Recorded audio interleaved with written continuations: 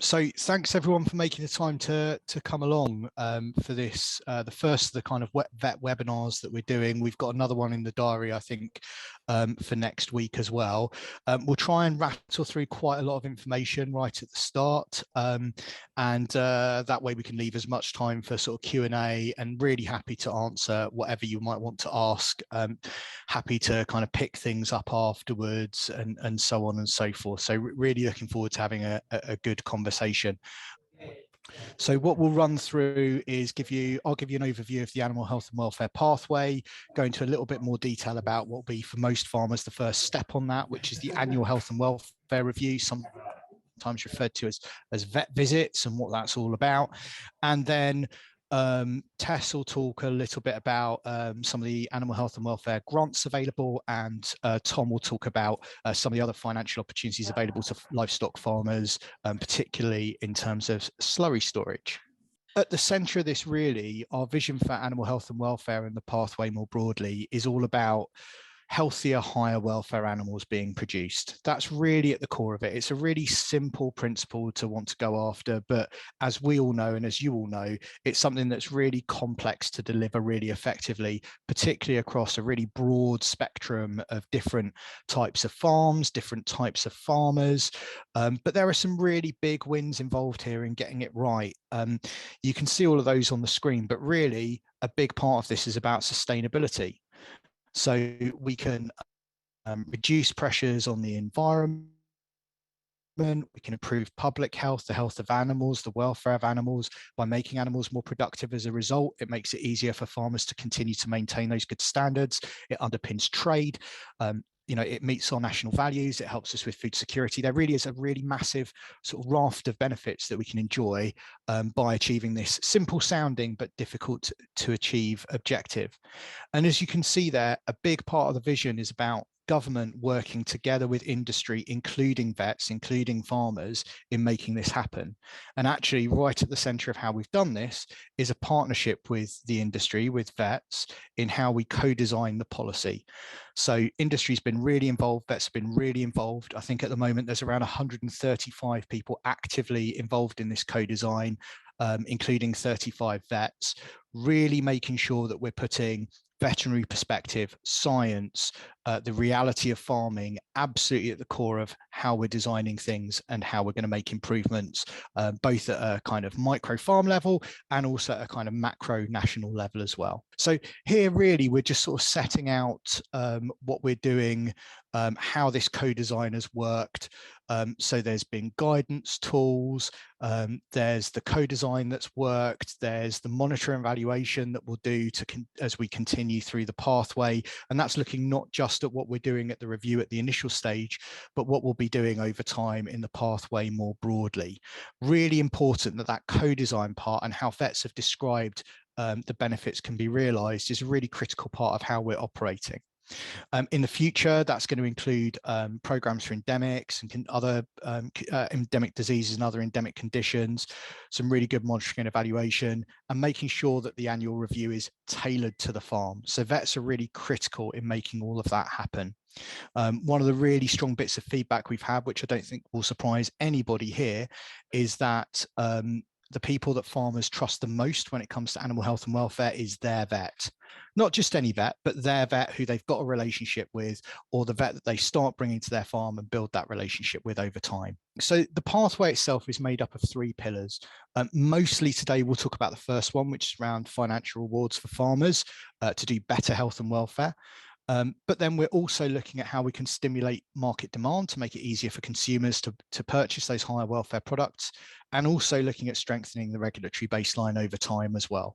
So we really see these 3 pillars as working together to improve health and welfare standards on farm over time. Here we're sort of setting out the first steps on the pathway, and it's really important to say that the pathway is something we see as reaching far into the future. So we start off with the annual health and welfare review, which is a vet or a team led by a vet coming out to the farm on an annual basis, looking at the health and welfare of the animals. And we want that to be really focused about going and walking the farm, looking at the animals, rather than being a kind of kitchen table sort of led exercise. Really critical. This isn't about checklists. It's not about sort of top-down definition from government about what has to be looked at, or answers that are sought. It's really about putting the trust between the farmer and the vet. And you'll see that that's a theme that runs throughout what we're doing on the pathway. Then from next year, there's going to be grants available for capital investments. Tess will talk a little bit more about that later. But again, that's about supporting those health and welfare priorities. So it might be that what's identified at a review, it might be that one of the recommendations that the farmer and the vet agree, actually maybe there's some support available through a grant, which makes that easier to deliver. So really important to have that signposting so vets can really help farmers take real and effective action as a result of what comes up from the review.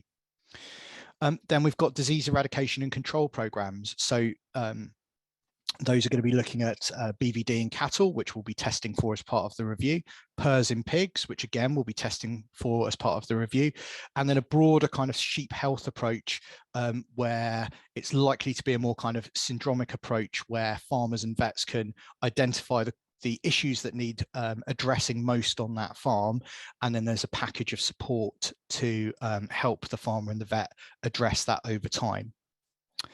And of course, with all of that disease eradication, disease control, biosecurity being a really important element, because getting biosecurity right for one disease is of course going to have some really good impacts for other diseases as well.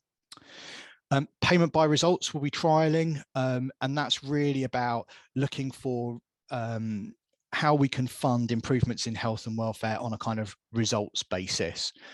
So looking at how we can offset what is often an additional cost for delivering higher welfare standards that isn't necessarily recognised and paid for by the market.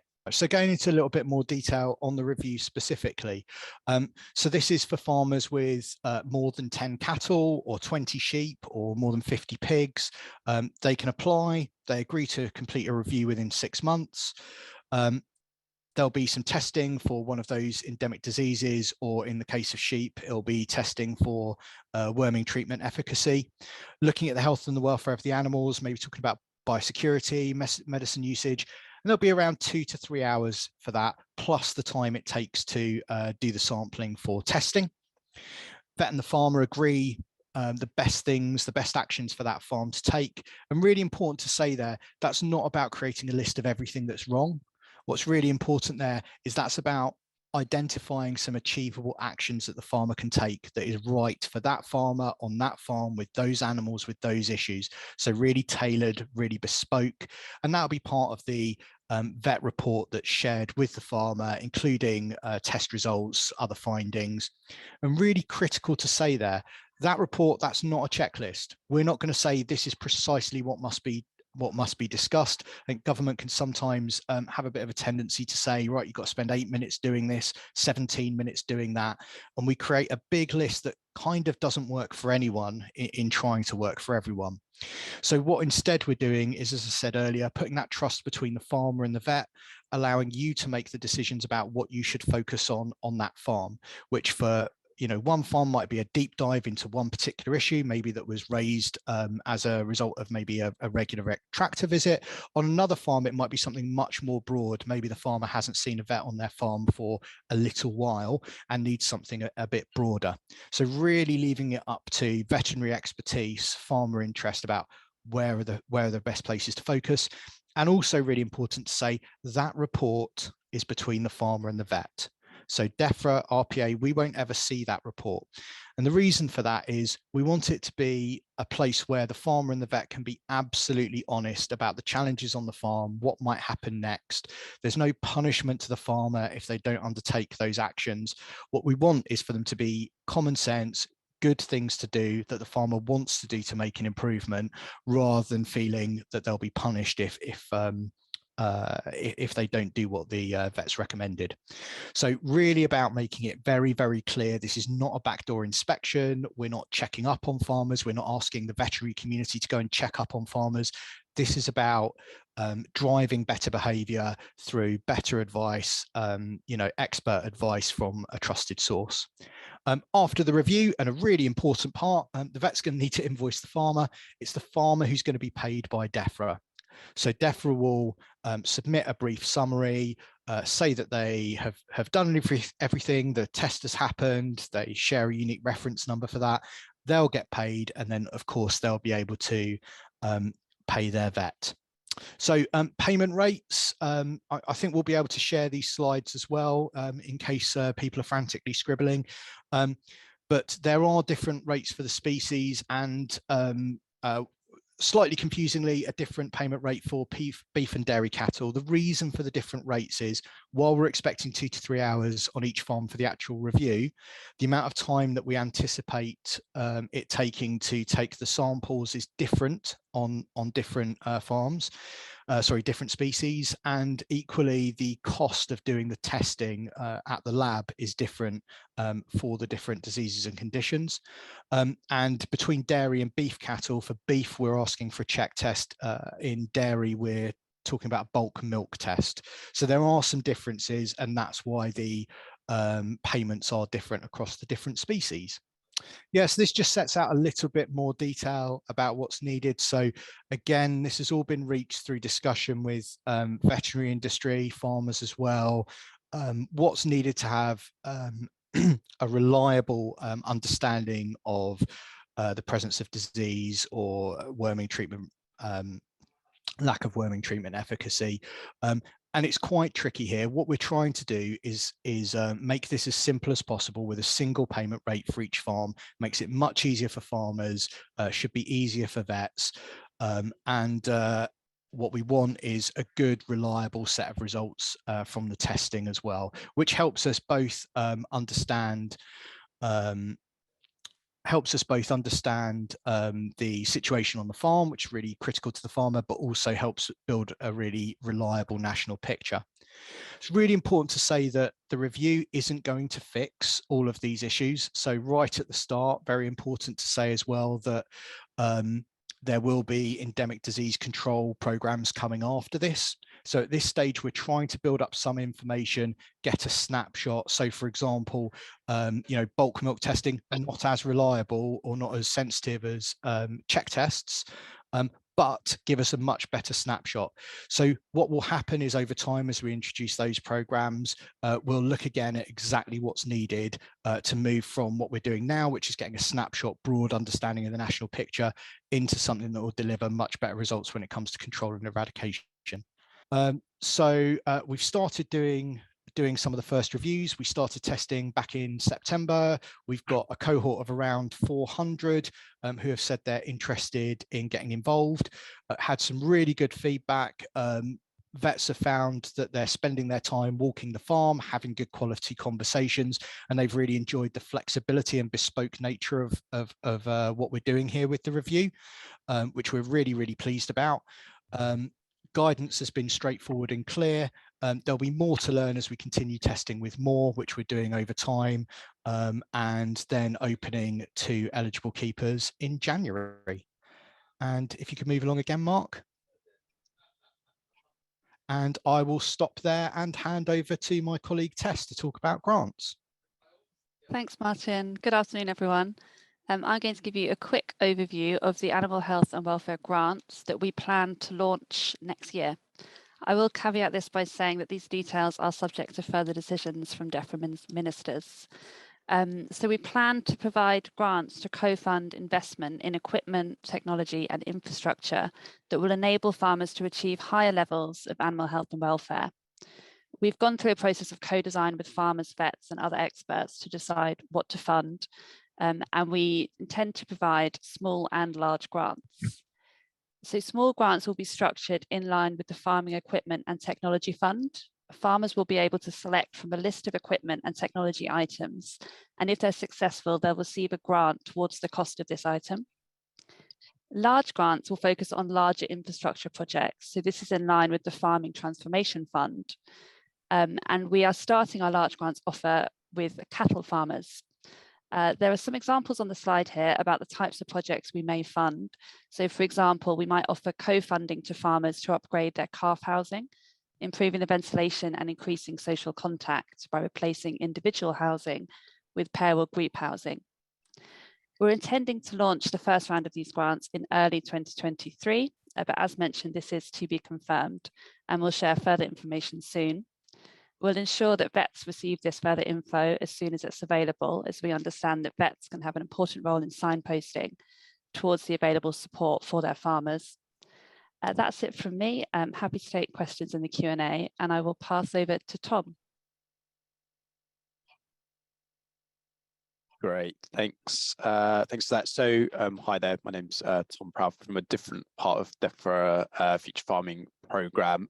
Thought I'd just briefly mention another grant scheme, given it's just gone live, slightly outside the pathway, but worth being aware of. So we've actually just launched yesterday a new Slurry infrastructure grant, which is sort of part of the same family of one-off grants that which is talking about. This will be available for livestock farmers and specifically cattle and pig farmers who are already on slurry systems to access grants to upgrade their slurry storage to 6 months storage capacity, which will take them above the minimums that they need to have at the moment under regulations. And also to cover slurry stores with impermeable covers to try and minimise ammonia loss. Loads of detail on gov.uk and via our Future Farming blogs if you want to know more about the scheme, but it's there to help farmers replace stores that are no longer fit for purpose or to build additional stores or expand existing stores. The scheme will be opening for its first round of applications on the 6th of December, and that will run to the end of January. So again, worth signposting any farmers to that if they are in need of upgraded slurry storage, might be interested in taking up that offer. Again, happy to take any questions in the Q&A or in the chat. I'll pick up anything after. I'll pass back to our hosts. So that was quite a brief overview of the pathway, annual health and welfare review, and animal health and welfare grants, as well as the Slurry infrastructure grant, which was launched yesterday. The intention really of this session was to have it more as a forum. Obviously, you as vets will be delivering the annual health and welfare review, and as advisors in some capacities of farmers will be mentioning and hopefully signposting to the grants that Tess and Tom mentioned there to get things going. Molly, thanks for being the first to raise your hand. If you could field a question to one of our speakers. Martin, I understand, and I've been involved in this from the beginning about the BVD side, so that's great, but we still have this issue with the rearing units that don't fit into a BVD testing category well. So testing BVD on a rearing unit, half a dozen antibody tests is irrelevant, because on most of these there'll be maternal derived antibody, etc. It'll be hugely expensive on these units, much more than most of that money is going to cover in any way to do an antigen test on everything. What is the plan for these guys, or are they not going to be allowed to be on the scheme? So we do want the scheme to be available to everybody. I know that this is a much more complex issue, Molly, so it might be helpful if I pick up with you separately, because I have had some conversations in quite a lot of detail over this, but I have to say it's not right at the top of my head. So I don't want to risk saying the wrong thing, which I know is quite quite a high risk in this particular conversation. I'll pop my email in the chat. If you don't mind emailing me afterwards, happy to pick up with you separately if that's all right, Molly. I hope that doesn't sound like too much of a cop-out to you or others, but I know that this is quite a complex and sensitive issue, so I don't want to accidentally send out a completely wrong message. So I hope that's all right. I'll put my email in the chat. And if anyone else wants to reach out on that or other issues, please do email me. Thank you, Martin. And Rob's just raised his hand. Rob, over to you. Just following on for that,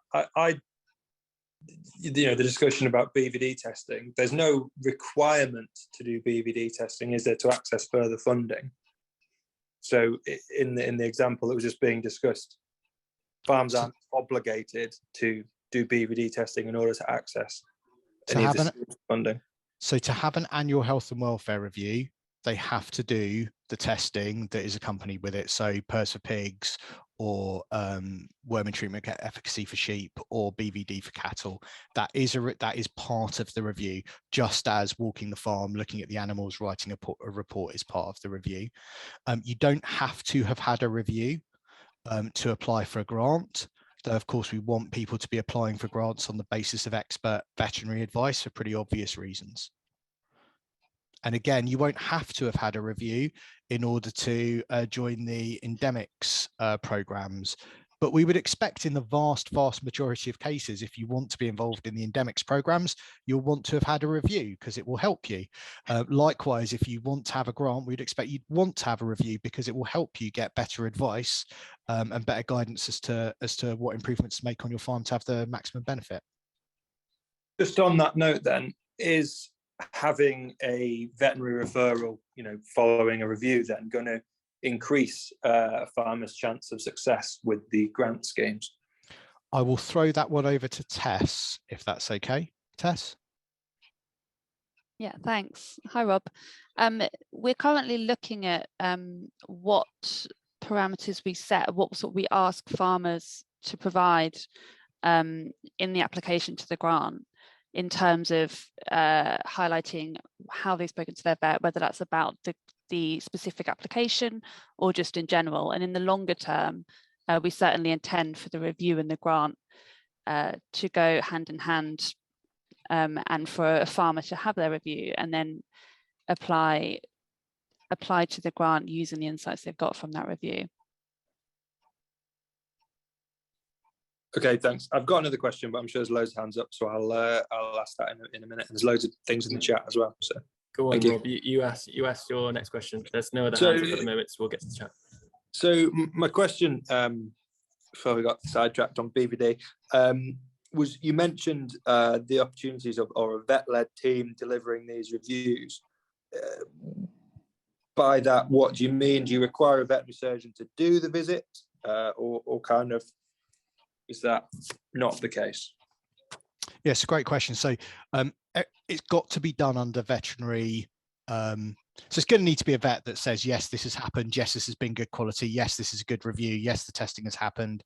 In some cases, particular aspects are going to need to be done by a vet, but there might be some practices that use vet technicians or whatever else it is as part of how they operate and how they normally work. So part of this is we recognize that there are pressures on the veterinary industry at the moment. Of course there are. So we want to allow the veterinary industry to approach this in the most effective and efficient way, so that we can get to lots of farmers, give really good advice, use the best people to do each part of the job. Brilliant, thank you. So to summarise that, techs would be allowed to deliver some of the visit, some of the data collection, potentially some of the sampling if legalities allow, but a vet would need oversight of the report, the advice and actions and stuff, and the vet would have to sign those off. That's exactly it. So if the vet's like this has been all carried out to the standard that I'm happy with and I think is right, then that's great. But we recognize that vets have a really high professional standard and obligation, and so that using that as part of the review and as part of our assurance that these reviews are really good quality is a really key part of what we're doing here. But again, we want to trust people to make the right decisions rather than us be top down around this is how you should be operating. Thank you very much. Cheers. Neil has got his hands up. Neil, over to you. Thanks very much, Mark. Hi, everyone. It's previously been stated that there would be some elements of, information that would need to be uploaded to the portal by the vet or the vet team. That hasn't really been touched on here. I wondered what that currently looks like, how sort of arduous that'll be, how much info, etc. So the intention is that is as easy, simple as possible. It's really key part of everything that we're doing here. So for example, applying for the service realistically takes about 5 minutes for the farmer, and is simple enough that we had one farmer apply for the review on Friday morning and then had a vet out on their farm Friday afternoon. I'm not expecting that will be the norm, but that's the kind of principle we want to operate by. Things are easy. We want the hard work to happen at the review, not in signing up for the thing. one of the words I said earlier was making the pathway iterative. That's really important. So when we start, we're not going to be collecting a load of information from the farmer and the vet. As we progress, we'll start collecting a little bit more information. So we'll start asking for what were the results of the test, you know, some other bits of information. But at the start, we just want to get things going. That's really, really important. And even when we do start collecting information, the vast majority of the information is going to stay between the farmer and the vet because that's where it's needed. So DEFRA, RPA, we won't get sight of everything. And of course, we'll be sharing this with, you know, colleagues in APHA surveillance and VMD and so on and so forth. But we're not going to be asking for everything. We're going to be asking for a select amount of information, and it will be either the, you know, it might be the farmer who's uploading that at the initial stage. But, you know, what we'll be doing is testing that and trying to make it as simple as possible. Thank you. And Martin, actually, this is probably a good point to ask. One of the questions that was fielded to me before the webinar, on behalf of someone that couldn't make it, but they were asking about, I guess, the admin burden involved with the reviews, given the, I guess, high hourly rates could be 100, 150 pounds for a vet. Once the scheme's fully up and running, what will the admin burden look like for the vet following the review or during the review? So as low as possible. I know that's a bit of a, you know, bit of an easy answer to give, but what we're hearing from a lot of vets and a lot of veterinary practices is that, you know, a lot of what we're talking about here is not completely new to them. People have their own formats, their own ways of writing, you know, a plan or a review or summarizing a visit. So we're not saying you've got to do it in our format or anything like that. Each vet, each veterinary practice can use their existing systems. So hopefully that reduces how difficult it is. You don't need to fit in with something new. You can just work in the way that you're used to working. I talked earlier about walking the farm and having good quality conversations. That's the really critical thing here. We'd far rather that vets and farmers are spending their time looking at the animals, having good quality conversations, walking the farm, than spending all of their time writing the report. So a report has to exist. It's a really important component of this. Some really good, clear, recommended actions, really important part of this, but we don't want people spending all of their time having to write a report. We want that to be an output that comes out of it rather than the main thing. Thank you, Martin. So coming on to the chat questions, then I can see no one else has got their hand up just yet. The first one is from Miranda, and this was in reference to one of your previous slides. So bulk milk for BVD is surely not a very sensitive measure. Surveillance should be the same for beef and dairy. Should surveillance be the same for beef and dairy? So I saw this flash up, so tried to address it as I could while I was going through the slides. But broadly, when we start with the review, we're not going to completely tackle BVD or PRRS as a result of doing that. What we're looking for at this stage is a snapshot, and part of that is looking at cost effectiveness. As we move into BVD control eradication, we'll need to look again, and part of that approach will be having better information, more accurate, more sensitive information about BVD presence, around looking at PI hunts, biosecurity, and so on. So this is really just the start and helping us get a snapshot rather than the full answer. Okay, thank you, Martin. So the next question is from Lyson. So, oh no, that's a response to someone else's question. Thanks, Lyson. So the next question is from Hannah. So to receive the grant, does a farmer have to be signed up to the pathway, or is it available to all farmers? So I think Tess responded to this earlier. So Oh, yeah, she did. Yeah, thank you, Tess. You can go over it again. yeah. So we intend for the grants to be available to all commercial livestock farmers, and we are, as I said earlier, we're looking into how we sort of evidence the links between grants and review within that, but it should be open to all commercial livestock farmers. Thank you, Tess. The next one's from Helen. What do farms do if they are already accredited on BVD schemes? Join the review is what I'd say. And the reason for that is the 2 to 3 hours that you're getting funded to spend with your vet, you've got some time to go into more detail over whatever it is. You know, almost every farm will have things that they can do better, or expertise that they can draw on to kind of help improve their productivity or their health and their welfare. If you're already accredited on a BVD scheme, you're probably already testing for it, in which case make your review at the same sort of time of year as you'd be carrying out your BVD testing as part of how your farm is normally operating, and government's funding it. We know that that's going to happen, and that's okay. Be useful to government to kind of have that better understanding of BVD prevalence, but also a really important part of the review and the pathway more broadly is it's for everyone. We don't want anyone to get left behind. We don't want anyone to not be able to get involved because they're already doing the right thing. So this can just be part of that farmer's normal practice. They can also get the review as well. Okay, thank you. And Martin. that would also cover, I think, the next question on Yeah. worming monitoring, surveillance, and so on. So this is all about giving people a helping hand. Some people are doing good stuff already.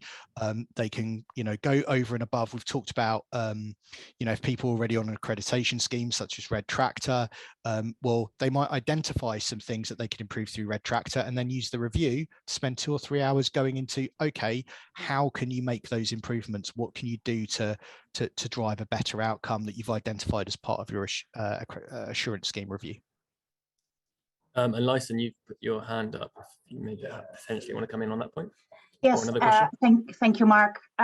Just the clarification point on the pig side. We've been told that you only get your annual review paid if you also do the testing. So there's a lot of people, even though there's no official testing scheme for PRRS, unless you do that on top of it. Is that still the case? Because with BVD, obviously, you've got accreditation.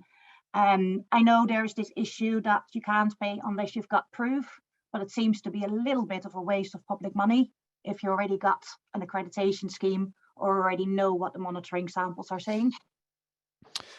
So you will need to do the testing. So every review includes some mandatory testing as well. So the testing has to be done to be to do a review. It involves doing the review on the farm, doing the visit, writing a report, and it also includes doing the testing.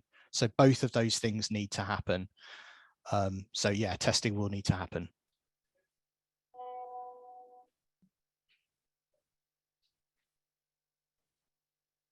Thank you, Martin.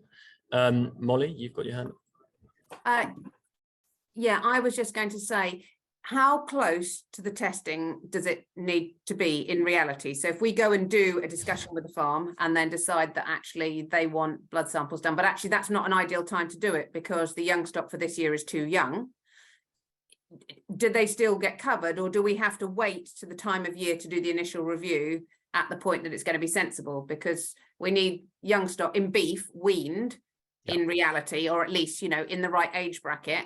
A lot of people sell stores, so they don't have them the following year. So do we have to think in advance? So if a farmer applies, do we have to say to them, sorry, you can't have it within 6 months. You're going to have to reapply again because actually you're calving now and you're not going to have any calves in the right window in the next 6 months for us to do it. Yeah, so it'll need to be within those 6 months. Absolutely.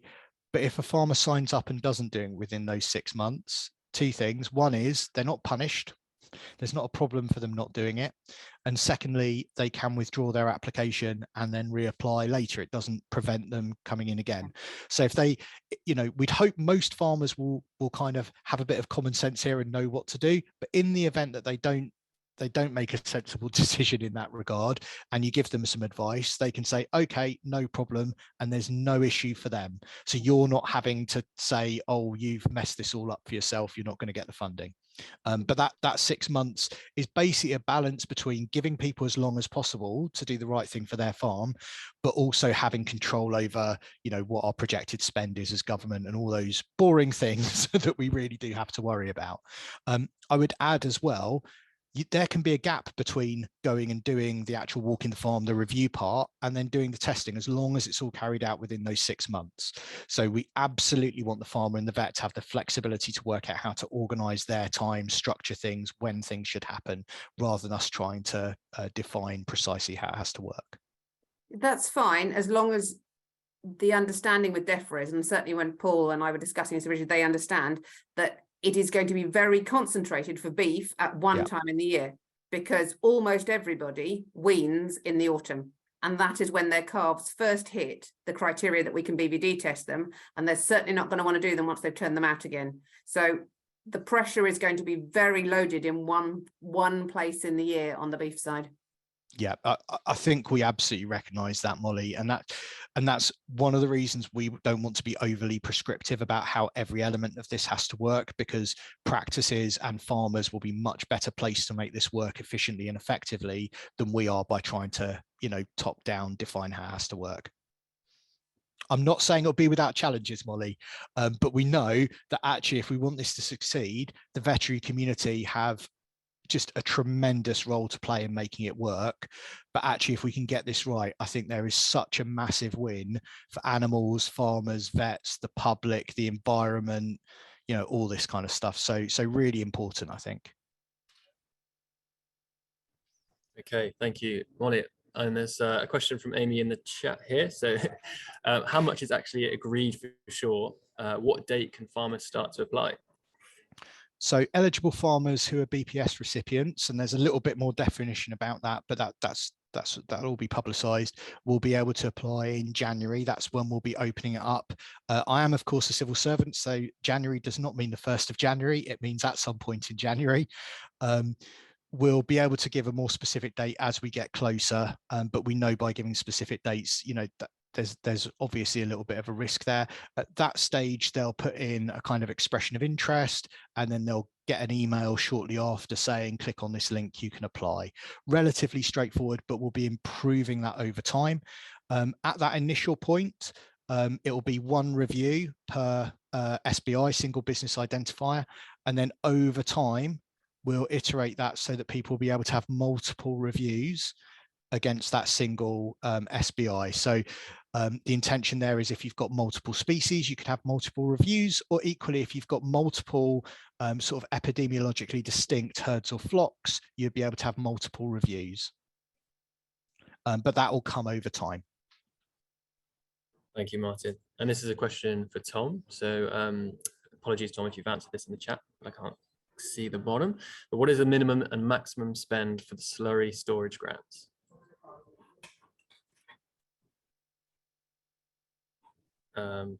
Tom, I can actually see Tom from my desk. Okay, we'll come back to that question for Tom. But yeah, I'll try and wave him down and get his attention. So the next question is, yeah, how do farmers apply? So I just touched on that. At the initial stage, they'll fill out a short form that'll go through to the RPA, who'll do a couple of eligibility checks. They'll then email the farmer back. Farmer clicks on a link, and it's about 5 minutes. And I'm not being overly ambitious on that.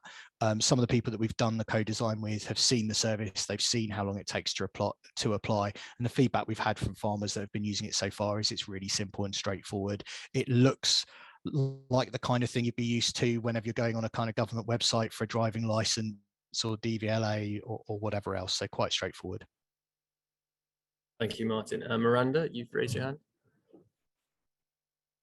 Yeah, I just wanted to check that I'd heard that right, that at the moment you can only have one review per SBI. So if you've got beef and sheep, which many of our clients have, you've got to pick one. Is that right? At the very start, yes. Very quickly, it will open to multiple reviews. And part of this is about our principle of starting slow, getting it right, showing it's working, expanding over time. So, and equally, we will quickly open to non-BPS recipients as well, because we recognize that animal diseases don't really care about whether you've got BPS or not. And that's really critical, you know, particularly for sheep, for example. Okay, thank you. And Paddy? Yeah, with some other work where we've been recording farmer data, we've actually found it easier for the vet to carry out the registration with farmers' permission, and that can help with time-poor farmers. Is that permissible? I'm delighted you've asked that question, Paddy. So a couple of things. So because it's one of the kind of future farming type systems, you would need to have permissions set up. So obviously we know lots of farmers use their agents and so on and so forth. So you wouldn't be able to do that remotely for a farmer unless they'd set you up with specific permissions, which if they're going to do that, they probably may as well have just applied themselves. But it's 5 minutes. So actually, if you're out with a farmer for another purpose, you can very, very quickly show them what they need to do and they can go through it and apply. It is very, very easy. And it shouldn't involve needing any information that they don't know off the top of their head in the majority of cases. I'll just refer you back to the person that applied in the morning and had a vet on their farm in the afternoon. So hopefully it is that straightforward. Though from day one, there will be a bit of a gap because they'll need to fill in this online form, but it will be quite straightforward, Paddy. Thank you. Thanks, Paddy. Thanks, Martin. Just scroll down and see we've got a lot of questions, so we'll try and speed through them. But the next question is, can you use the money to test for fluke efficacy instead of gutworms? So if that's part of your 2 to 3 hours that you're doing, yes, you can. People can do whatever they want on their review, but the amount of funding doesn't change. So you have to fulfill, you have to do the testing that we've specified for that particular species. You have to do the 2 to 3 hours of review, but how you spend your time, where you focus your time is almost entirely down to the farmer and the vet, as long as it's focused on health and welfare and includes doing that testing. But you can't, for example, say, I won't test for, I won't do worming treatment efficacy. Instead, I will test for something else. You can't choose to do a different test. It has to be that specified one. Thanks, Martin. There's another question here from Janice. Janice, can I invite you to ask that one verbally? Or if it's quite a long one, we could come back to you on that afterwards. But yeah, if you are able to, could you ask that question verbally to Martin? Hi, yeah, sorry, I couldn't raise my hand, so I thought I'd put it in the chat. Thank you. Basically, I had a calf rearing client who tag and tests all of his animals either prior to or on arrival. But he had one group that weren't tag and tested before they arrived. He was planning to tag and test them, but when he got the application onto the review, he kind of thought he would just do it as part of that. But then obviously we discovered it was just antibody testing. These animals haven't had any contact with the other ones, so it was just kind of, they're not old enough to tag and test. Sorry, not old enough to antibody test because they're sort of 2 to 3 months old. So he's now been refused being able to do the review as part of the pilot scheme. And it just felt a bit like we were sort of stuck in a position where we now can't do what it actually is most beneficial to these animals. Thanks for raising that, Janice. So that's exactly the sort of thing that we're trying to kind of find out more about and uncover in terms of the reality of what's happening on farms when we're doing the testing. If it's all right with you, it'd be quite helpful to have a chat with you about that specific circumstance, because I don't get feedback on every single individual bit of the testing. So I've popped my email address in the chat. Would you mind sending me an email and I'll get in contact with you and talk through it? Would that be all right? Yeah, that's absolutely great. Thank you. That'd be really, really helpful. Thank you. And thank you for being involved and trying to help us with the testing. It is really, really appreciated. Really important part of what we're doing. So the next question, I think you've touched on when you can find a link. Where can we find a link for farmers to sign up to the review? We can't yet. Because we put out a call for people to volunteer to be part of the testing. That's happening at the moment.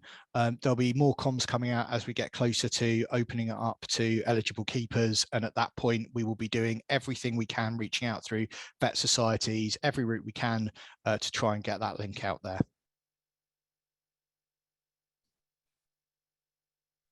Thanks, Martin. I'm just scrolling through. I think you've answered some of these next questions. So yeah, it's a good question from Chloe. So does this visit include the red tractor review, or does it need to be done separately? So they're not the same thing. So as I said earlier, it might be that you identify something as part of your red tractor review and then use your 2 to 3 hours to go into that particular issue or those particular issues in more detail. Of course, you might organize to, in practical terms, do that all on the same day, but it's not that this 2 to 3 hours funding is to then just do a red tractor review, which is something specific and different.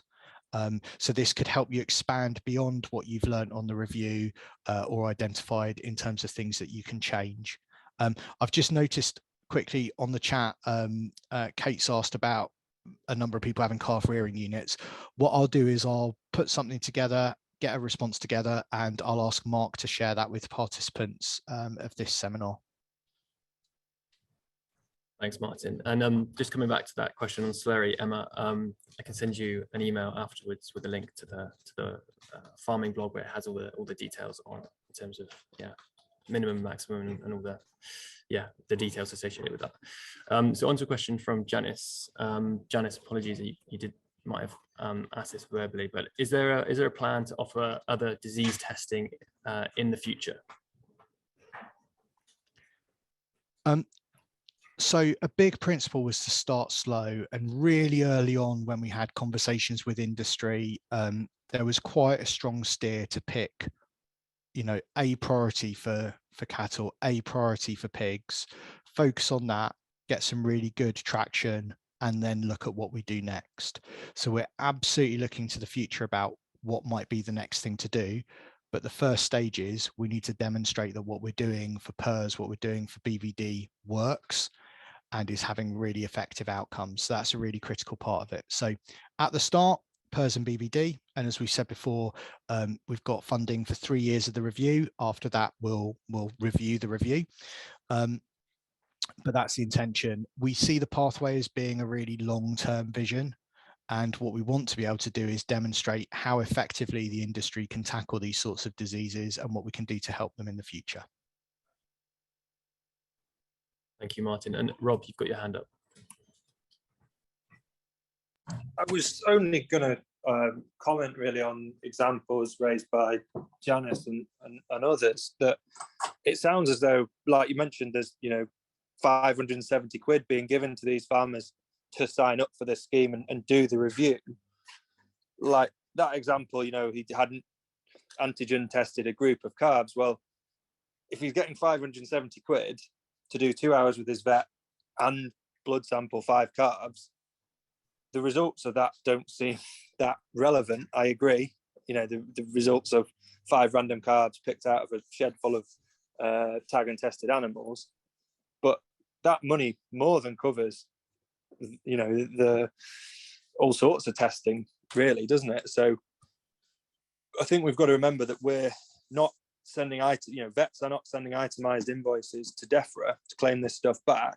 The farmer is being given a fixed lump sum to spend on kind of what they want with their vet, aren't they? So if people wanted to do fluke resistance testing, they could do that alongside the wormer testing they're kind of obliged to do.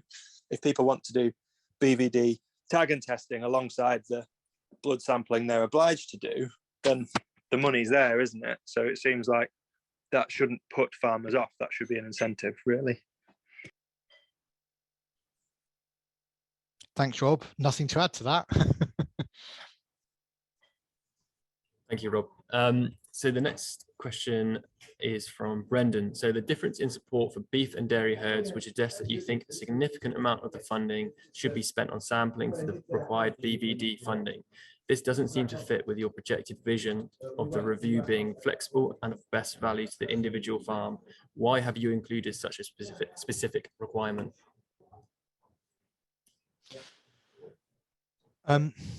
So one of the big things that we wanted to focus on is tackling endemic disease, because doing that has so many good benefits for the animals, for productivity, for reducing greenhouse gas emissions, for reducing antibiotic use. So, environment, One Health, welfare, productivity, trade, all those sorts of things. And that was one of the really big asks from industry was, can we look at tackling endemic diseases? One of the big issues that was raised in terms of doing that was a lack of kind of understanding of disease prevalence. And so a really core part of what was wanted to be achieved through the review was understanding better where the disease is, how much of it there is, what sorts of farms it's on, and so on.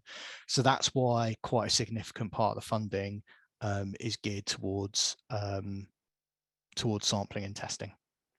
But actually, as Rob says, we haven't defined this amount of money on this amount of money on something else. We've defined an amount of money. It's got to be 2 to 3 hours of review. Testing has to happen to these particular standards. Within that, there's absolute flexibility. Thank you, Martin. Molly, come to you. I just want to say there is the only caveat I see that being marginally difficult in this, and I was involved from the beginning, and I very much take on board the importance of the worm egg counts. But a lot of the practices, including mine, have spent a lot of money investing in having in-house labs for worm eggs. The difficulty with that is that we are taking away our own work by having to send it out, and that's revenue that we rely on for our technicians. That has a potential difficulty for us. Yeah, that is something that has come up, Molly, as you'll be unsurprised to hear. So I think there's a couple of things to mention on that front that we've heard back from both vets and farmers and some of the labs as well on this. So the first is we have included the ability to go through VetCAS to then be able to be for the lab to be considered suitable for doing these particular tests, which of course is significantly more achievable and cheaper than needing to seek an ISO accreditation. So that's one of the things that we've done. So for labs that have for example, a practice lab that has a very high throughput, that's suddenly quite an achievable thing to do if there's risk of significant revenue loss. The second is actually, we think for quite a lot of people, this is an opportunity to get onto farms, particularly sheep farms, that maybe haven't seen a vet in a while and actually aren't doing any testing at all. And what we're hoping is that some farms, when they start seeing the benefits of this, might want some worming checks at other times of the year. And of course, those are done to whatever standards the vet practice and the farmer agree to.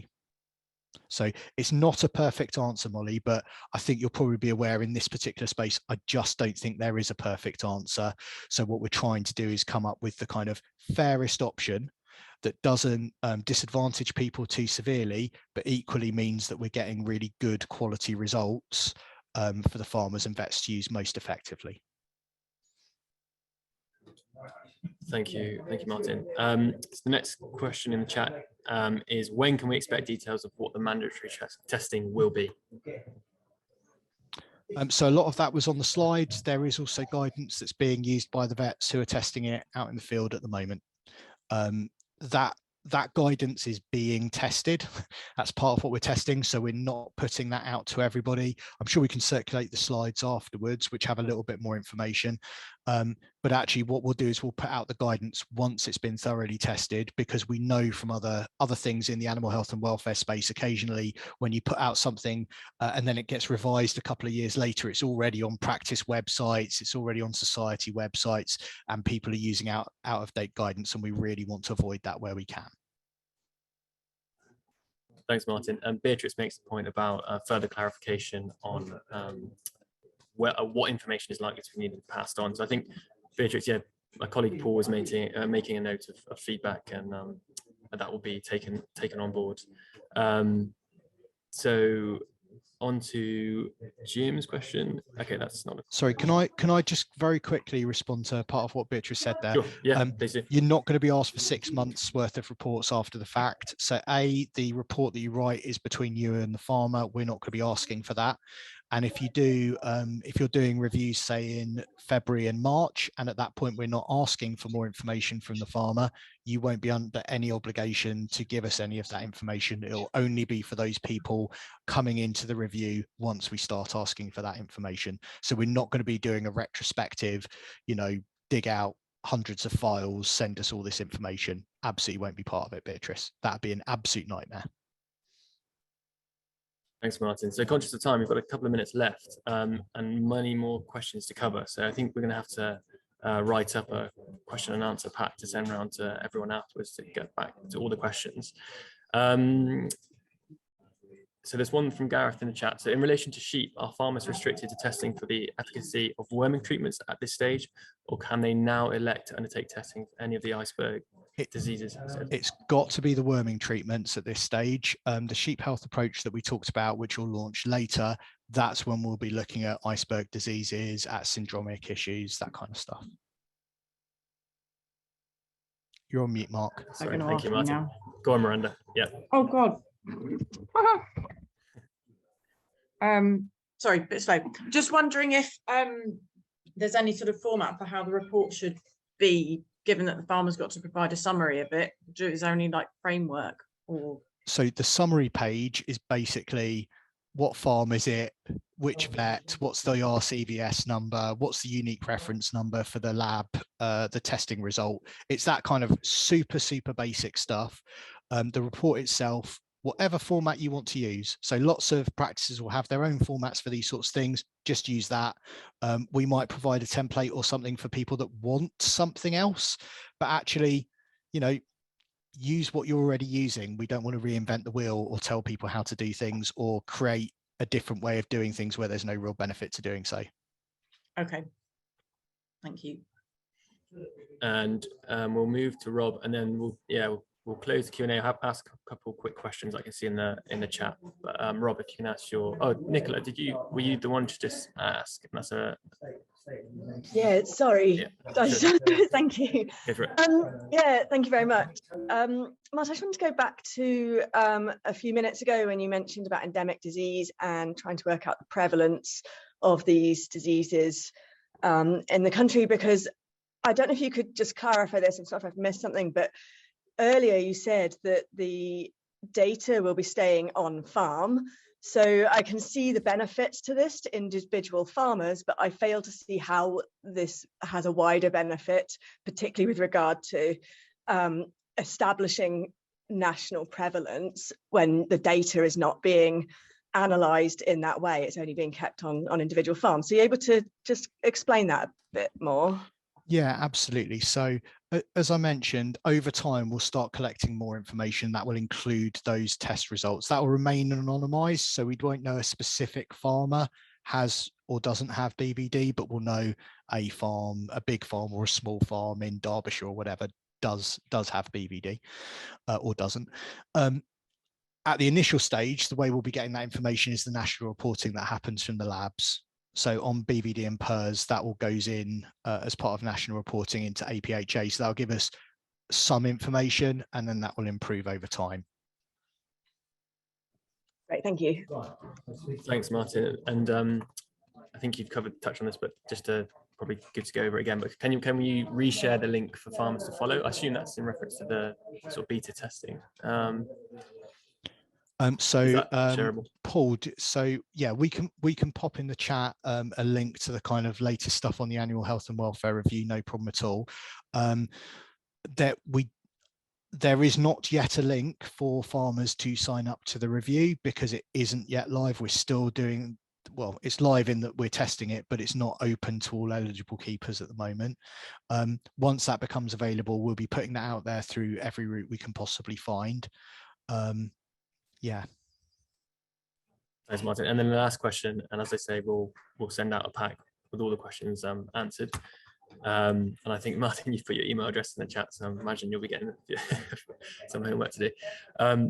How quickly will the multiple species be accessible? So the option, so weeks, months, years? Months, I think, realistically. I'm not going to be drawn on how many months that will be. Part of that would depend on, you know, how smoothly is everything going once we open up to the first people and so on and so forth. So yeah, but quickly. We want to do all of this quickly, but it will partially depend on how things go right at the start. Is the honest answer there. Okay, thank you, Martin. So we're 4 minutes over, so I'll draw the session to a close there. But yeah, just a big thank you to everyone that's attended and asked those questions. As I say, we'll be in touch as soon as we've put down answers for all of those questions in the chat. But yeah, I guess to say look out for some more information in January about the annual health and welfare review. And as Tom mentioned, the Slurry infrastructure grant has gone live as of yesterday, and you can see more information about that on the future farming blog on gov.uk. But yeah, thanks all for attending, and enjoy the rest of your day. Cheers. Thanks, everyone.